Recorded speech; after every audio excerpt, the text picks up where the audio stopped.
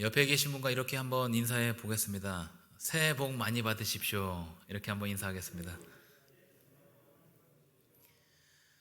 2020년 달력은 아직 한 달이 조금 넘게 남아있지만 오늘은 교회력으로 새해 시작인 대림절 첫 번째 주일입니다. 대림절은 성탄절 이전 4주간의 기간을 이야기하는데 예수님의 다시 오심을 기다리는 절기입니다. 한 달이나 앞당겨서 새해를 맞이하는 것이 평소 같으면 조금 아쉬울 수 있겠지만 지금과 같은 코로나 시대에는 오히려 반가울 수도 있습니다. 지난 화요일부터 사회적 거리두기 2단계 격상에 따라서 전국적으로 좀 다시 한번 움츠러든 시기를 보내고 있는데 이런 때라면 2020년을 빨리 마무리 짓고 새해를 시작하는 것을 기대하는 분도 계실 것 같다 생각을 해봅니다. 그런데 진작부터 이러한 기대를 갖고 새 출발을 하려고 했던 기업이 있습니다. 바로 햄버거 프랜차이즈 버거킹입니다. 미국 버거킹은 지난 7월에 크리스마스 행사를 진행했습니다. 11월에 맞이하는 새해도 좀 새로운데 7월의 크리스마스는 더 새로운 것 같습니다. 버거킹은 공식 유튜브 채널에서 이렇게 이야기했습니다. 2020년은 힘든 한 해였다. 그래서 우리는 2020년을 빨리 끝내기 위해 우리가 할 일을 하고 있다 라고 하면서 크리스마스 행사를 진행했던 것이죠. 이러한 영상뿐 아니라 미국 플로리다주 마이애미에는 일부 매장을 실제 크리스마스 분위기로 꾸미기도 했습니다. 미국 버거킹 측에서 이러한 행사를 한 이유는 우리 모두 잘 알고 있습니다. 이번 한 해가 참 힘든 한 해였기 때문입니다. 2020년을 빨리 보내버린다고 이전과 같은 상황으로 돌이키긴 어렵겠지만 작은 캠페인을 통해서 사람들에게 위로가 되기를 바랬던 마음이라고 볼 수 있습니다. 교회력으로 새해를 맞이하는 오늘 코로나19 바이러스는 기승이 꺾인 것이 아니라 3차 대유행 한가운데 있지만 이 가운데 이 절체절명의 상황 앞에서 요한계시록의 본문을 통해서 우리에게 주시는 위로와 회복의 메시지를 듣고자 합니다. 오늘 본문에는 새로운 시작을 알리는 내용이 담겨 있습니다. 먼저 본문의 내용을 살펴서 요한계시록이 새하늘과 새 땅이 요한계시록의 1차 수신자들에게 어떠한 의미를 담고 있는가 살펴보고 그리고 오늘 우리에게는 어떤 의미를 주는지 같이 한번 살펴보겠습니다. 요한계시록은 각종 환상과 비유 등으로 기록되어 있기 때문에 읽기 쉬운 책은 아닙니다. 그렇지만 중요한 한 가지를 기억하면 조금 더 쉽게 접근할 수 있는데 그것은 바로 요한계시록이 편지라는 사실입니다. 예를 들어서 바울이 쓴 편지인 고린도 전후서나 디모데 전후서, 갈라디아서 같은 경우는 우리가 바울이 쓴 편지라는 생각을 갖고 있습니다. 그래서 쓴 사람이 있고 받는 사람이 있고 전하고자 하는 내용이 있다는 것을 우리가 알고 있죠. 편지라는 형식을 유지하기 때문에 이게 당시 상황에서 전하고자 하는 메시지구나 라는 걸 생각할 수 있습니다. 그런데 요한계시록은 그 내용상 장르가 예언 또는 계시로 분류되기 때문에 굉장히 어렵게 느껴지는 것이 사실입니다. 그래서 여러분도 사실은 요한계시록 설교를 많이 듣지 못하셨을 거라 생각이 됩니다. 요한계시록 설교를 한다면 주로 1장에서 3장 그리고 21장에서 22장으로 한정된 경우가 많이 있습니다. 4장부터 20장까지는 잘 다루지 않는 것이죠. 이에 대한 내용은 우리 교회 유튜브 채널에 제가 올린 강의 영상이 있습니다. 보시면 참고가 될 거라 생각이 됩니다. 그런데 이렇게 좀 어려운 요한계시록이지만 이러한 요한계시록도 형식은 편지라는 사실을 기억하면 내용 이해에 조금 더 도움이 됩니다. 이것을 쓴 사람은 사도 요한이죠. 12사도 가운데 한 명이고 요한복음과 요한 1, 2, 3서를 쓴 사람입니다. 그리고 요한계시록이라는 이 편지를 받는 사람은 누구인가? 1세기 후반 90년에서 100년 사이의 그리스도인들입니다. 어떤 내용을 갖고 있는가? 박해 상황을 겪고 있는 그리스도인들에게 주는 위로와 격려의 메시지라고 할 수 있습니다. 내용은 환상과 비유, 여러 가지 상징이 있지만 전체적인 줄거리는 이 박해를 견디고 있는 그리스도인에게 주는 위로와 격려의 메시지이다. 그 가운데 정점에 있다고 할 수 있는 본문이 오늘 본문의 내용입니다. 오늘 본문 1절부터 8절까지는 새 하늘과 새 땅에 대해서 다루고 있습니다. 새 하늘, 새 것이라는 것은 옛 것을 전제하는 표현이죠. 우리의 성경도 구약과 신약으로 구분됩니다. 옛 언약과 새 언약이죠. 새 언약이라는 것도 옛 언약이 없다면 성립되지 않는 표현입니다. 그러면 오늘 본문에서 말하는 이 새 하늘과 새 땅, 이것은 어떤 것을 전제하는가? 옛 하늘과 옛 땅을 전제합니다. 옛 하늘과 옛 땅은 우리가 지금 살고 있는 이곳을 이야기합니다. 그러면 요한은 왜 우리가 멀쩡히 살고 있는 이 옛 하늘과 옛 땅이 있는데도 불구하고 새 하늘과 새 땅에 대한 비전을 이야기하고 있는가? 이전 것에 대한, 지금 살고 있는 이 땅에 대한 문제가 있기 때문에 새로운 것에 대한 비전을 받았던 것이죠. 다시 구약과 신약의 얘기를 조금 더 드리겠습니다. 처음 이스라엘 민족에게 주어진 그 율법이 그대로 실행이 됐다면 굳이 새 언약이라는 신약은 나올 필요가 없을 수도 있습니다. 처음 언약을 받은 사람들이 하나님 말씀에 순종해서 그대로 실행을 했다면 새 언약이 있을 필요가 없었을 텐데 그렇지 못했기 때문에 새 언약이 나오게 된 것이죠. 그러면 요한계시록을 읽는 그 수신자들이 처한 문제 상황은 어떠한 상황인가? 바로 박해 상황이라는 문제 상황입니다. 요한계시록에 대한 말씀을 드리면서 이 지금 박해 상황 가운데 놓인 성도들에게 쓴 편지라고 말씀을 드렸습니다. 당시는 로마에 의한 그리스도교의 박해가 극심한 상황에 처해 있었습니다. 주후 64년, AD 64년에 로마에는 큰 화재가 있었습니다. 흔히 로마 대화재 사건이라고 하는데 당시 로마 황제였던 네로는 이 화재의 주범을 그리스도인들로 지목했습니다. 실제 그리스도인들이 방화를 했다는 것이 아니라 자신에게 책임이 전가되는 것을 두려워한 나머지 그리스도인에게 책임을 회피하려고 했던 것이죠. 이때 이후로 그리스도교에 대한 대대적인 박해가 시작이 됐고 이 박해의 일환으로 사도 바울도 로마 감옥에서 죽게 됩니다. 뿐만 아니라 로마의 지배 아래에 있는 이 소아시아 지역 그리스도인들도 박해를 피할 수 없었던 것이죠. 이러한 박해를 겪고 있는 그리스도인들에게 필요한 것은 새 시대였습니다. 모든 것이 새롭게 회복될 새 시대, 로마의 박해에서 벗어나 자유를 누리고 하나님을 마음껏 예배할 수 있는 새 시대를 기대했습니다. 이들에게 주신 하나님의 말씀이 바로 요한계시록 21장 1절입니다. 다 같이 다시 한번 읽어보도록 하겠습니다. 요한계시록 21장 1절입니다. 또 내가 새 하늘과 새 땅을 보니 처음 하늘과 처음 땅이 없어졌고 바다도 다시 있지 않더라. 요한이 환상을 보니까 처음 하늘과 처음 땅, 즉 옛 하늘과 옛 땅이 없어졌습니다. 처음 창조하신 것이 없어지고 새 하늘과 새 땅이 보였다라고 기록합니다. 여기서 말하는 새 하늘과 새 땅이라는 것은 처음 세상에 부정적인 것들이 제거된 것을 이야기합니다. 즉 죄로 말미암은 모든 오점이 제거된 질적인 새로운 세상을 이야기한다는 것이죠. 이것은 분명 마지막 때에 경험할 수 있는 것입니다. 그런데 요한계시록이라는 편지를 받는 1세기 후반의 그리스도인들은 이 새하늘과 새 땅이 당장 올 것으로 기대했습니다. 예수님께서 재림하셔서 완전히 새로운 세상이 펼쳐지고 로마 제국이 무릎 꿇을 것을 기대했던 것이죠. 로마라는 나라는 멸망했지만 종말은 오지 않았습니다. 그렇지만 언젠가 우리는 새하늘과 새 땅을 맞이하게 될 것입니다. 그래서 우리는 마지막 때를 살고 있다라는 점에서 1세기 후반의 그리스도인들과 같은 상황에 처해 있다라고 할 수 있습니다. 그리고 새하늘과 새 땅이라는 비전을 같이 사모한다는 점에서도 공통점을 갖고 있습니다. 특히 지금과 같은 코로나 시대에는 그 어느 때보다 절실하게 새로운 시대를 꿈꾸게 됩니다. 과연 코로나 바이러스는 완전히 종식될 수 있을까?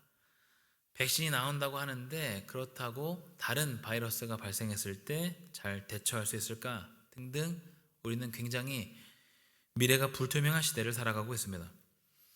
이런 우리에게도 하나님께서는 동일하게 새하늘과 새 땅에 대한 비전을 주신 것이죠. 본문 4절에는 이렇게 기록하고 있습니다.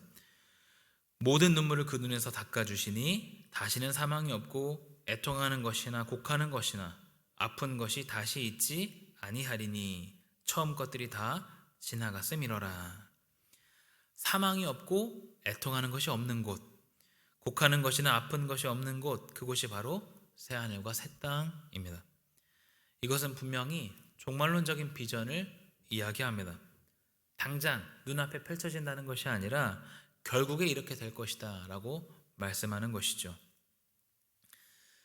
1세기 후반의 그리스도인들도 그렇고 오늘 우리도 그렇고 당장 뭔가 바뀌고 새로운 것을 기대했는데 아무 일도 일어나지 않고 마지막 때가 돼야 새로운 시대가 온다. 당장 12월이 되면 2021년이 되면 코로나도 좀 종식이 되고 지긋지긋한 마스크도 그만 쓰고 함께 교제하고 웃고 이야기할 날이 오면 좋을 것 같은데 당장은 아니다 라는 이 말이 새하늘과 새 땅은 분명 위로와 회복의 말이지만 당장 경험할 수 없다는 점에서 뭔가 허무한 느낌이 들기도 합니다. 그렇지만 하나님께서 여기에 대해서도 침묵하지 않고 말씀하십니다. 21장 5절을 같이 한번 읽어보겠습니다. 21장 5절 같이 읽겠습니다. 보좌에 앉으신 이가 이르시되 보라 내가 만물을 새롭게 하노라. 여기까지 읽겠습니다. 여기서 보좌에 앉으신 이는 하나님을 가리키는 표현입니다. 하나님께서 직접 말씀하시는 것이죠. 보라 내가 만물을 새롭게 하노라. 새하늘과 새 땅이라는 완전히 새로운 시대에 대한 비전과 동시에 주시는 말씀이 바로 만물에 대한 회복입니다. 새하늘과 새 땅이 마지막 때 나중에 접하게 될 비전이라면 만물에 대한 회복은 지금 우리가 경험할 수 있는 것을 이야기합니다. 박해받고 있던 1세기 후반의 그리스도인들도 박해 가운데 하나님의 위로와 회복을 경험했고 오늘 우리도 코로나 시대라는 전대미문의 사태 앞에 놓여 있지만 이 가운데 하나님의 위로와 회복, 새롭게 일하시는 것을 경험하기도 합니다. 이렇게 새하늘과 새 땅은 두 가지 의미를 모두 포함한다고 이야기할 수 있습니다. 나중에 맞이할 종말론적인 새 시대, 지금 경험하는 회복, 이 두 가지를 모두 포함하는 것이 바로 새하늘과 새 땅입니다. 이해를 돕기 위해서 바울의 편지를 잠시 살펴보겠습니다. 그런 중 누구든지 그리스도 안에 있으면 새로운 피조물이라 이전 것은 지나갔으니 보라 새 것이 되었도다. 고린도후서 5장 17절 말씀입니다. 바울이 여기서 이야기하는 새로운 피조물은 완전히 변화된 새로운 피조물을 이야기합니다. 우리는 예수 그리스도를 구주로 영접하고 새로운 피조물로 거듭났습니다. 그런데 그렇다고 우리가 예수님처럼 살지는 못하죠. 여기에서 오는 괴리가 있습니다. 새로운 피조물로 거듭났지만 삶이 그렇지 않은 문제. 새로운 피조물이라고 한다면 예수님 같이는 안 된다고 하더라도 예수님의 반의 반 정도 아니면 반의 반 정도는 닮아야 될 것 같은데 전혀 그렇지 않을 때가 있습니다. 그러면 고린도후서 5장 17절의 말씀을 우리가 어떻게 이해할 수 있을까? 여기서 말하는 새로운 피조물도 지금과 나중을 모두 포함하는 표현입니다. 우리는 결국 마지막에 새로운 피조물로 완성될 것입니다. 그러나 지금도 우리는 새로운 피조물입니다. 다만 완성되어가는 그 과정 가운데 놓여 있는 것이죠. 하나님께서 말씀하신 새하늘과 새 땅의 비전은 이미 시작되었습니다. 힘들고 어려운 상황 가운데 놓여 있지만 만물을 회복시키신다는 이 약속은 변함없이 이어지고 있습니다. 그런데 중요한 사실이 한 가지 있습니다. 이것이 오늘 설교의 가장 핵심인데 새하늘과 새 땅에 대한 비전이 그리스도인 모두에게 해당되는 것은 아니라는 사실입니다. 그러면 이 새하늘과 새 땅의 비전을 소유할 수 있는 사람은 누구인가? 오늘 본문 7절에 잘 기록하고 있습니다. 같이 한번 읽어보겠습니다. 이기는 자는 이것들을 상속으로 받으리라. 나는 그의 하나님이 되고 그는 내 아들이 되리라. 누구에게 새하늘과 새 땅의 비전이 주어졌는가? 이기는 자들에게 주어졌다 이야기합니다. 여기서 이기는 자는 뭘 이야기하는가? 남을 짓밟고 올라가서 얻는 승리, 쟁취를 이야기하는가? 요한계시록에서 말하는 이기는 자들을 이해하기 위해서 앞부분을 살펴볼 필요가 있는데, 요한계시록 12장 11절을 보면 단서를 확인할 수 있습니다. 제가 한번 읽어보겠습니다. 또 우리 형제들이 어린 양의 피와 자기들이 증언하는 말씀으로써 그를 이겼으니 그들은 죽기까지 자기들의 생명을 아끼지 아니하였도다. 이 구절이 어떠한 내용인가 하면 그리스도인들이 사탄을 이겼다라는 내용을 표현하는 부분입니다. 그런데 여기서 이긴 것을 설명할 때 자기들의 생명을 아끼지 않은 것으로 이기는 것을 설명합니다. 다시 말해서 이긴다는 것, 죽음을 통한 승리를 말한다는 것이죠. 요한계시록에는 이긴다는 표현이 자주 등장합니다. 특히 요한계시록 2장과 3장, 소아시아 7교회에 보낸 편지에는 그 편지의 끝부분마다 이기는 자에게 주어지는 약속이 있습니다. 오늘 본문 7절을 포함해서 요한계시록에서 이긴다, 이것은 우리가 흔히 사용하는 승리나 이긴다는 것이 아니라 죽음을 통한 승리, 즉 자기 희생을 이야기합니다. 우리는 자기 희생으로 많은 사람의 생명을 살린 한 분을 잘 알고 있습니다. 바로 예수 그리스도입니다. 예수 그리스도는 역설의 주인공이죠. 자신은 죽고 다른 사람은 살리는 일을 하셨고 그 결과 많은 사람이 생명을 누리게 되었습니다. 또한 그리스도인이라면 어떤 가치를 지향해야 하는가 몸소 보여주셨습니다. 그래서 2000년 전 골고다 언덕 위에 예수님은 굉장히 초라해 보일지 몰라도 그분으로 인해서 수많은 사람들이 풍성한 생명을 누렸고 지금도 누리고 있습니다. 그리고 요한계시록은 이러한 예수님의 자기 희생을 이기는 것, 이것이 진정한 승리라고 이야기합니다. 결국은 십자가상에서 마침표를 찍은 것처럼 보이지만 그것보다 더 큰 승리는 없었다라고 말하고 있습니다. 그런 예수님을 따르는 그리스도인이라면 마땅히 자기 희생의 삶을 살아야 하고 내가 아닌 남을 먼저 생각해야 합니다. 그것이 곧 우리가 누리는 승리입니다.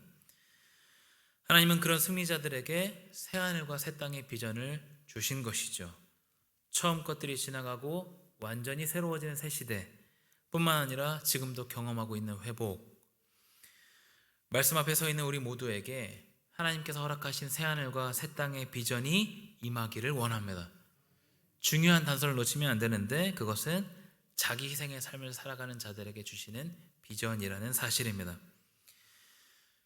교회력으로 새로운 한 해를 맞이하는 오늘, 코로나로 전 세계가 몸살을 앓고 있는 이 시기를 지나면서 나보다는 남을 먼저 생각하는 자기 희생이야말로 빛과 소금의 역할을 감당할 수 있는 가장 기본적인 정신임을 돌아보게 됩니다.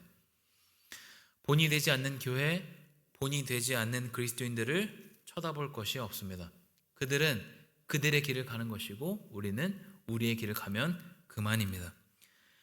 그리스도인이라고 하면서 예수님을 따르는 모습이 없고 자기 희생이 없다면 그것은 그리스도인이라고 할 수 없습니다. 본인의 행동으로 스스로를 규정하는 것이죠. 그리스도를 따르는 삶을 살아갈 때 함께 힘이 되지는 못할 망정 오히려 방해만 되는 그리스도인들의 모습을 보고 우리는 종종 상처받기도 합니다.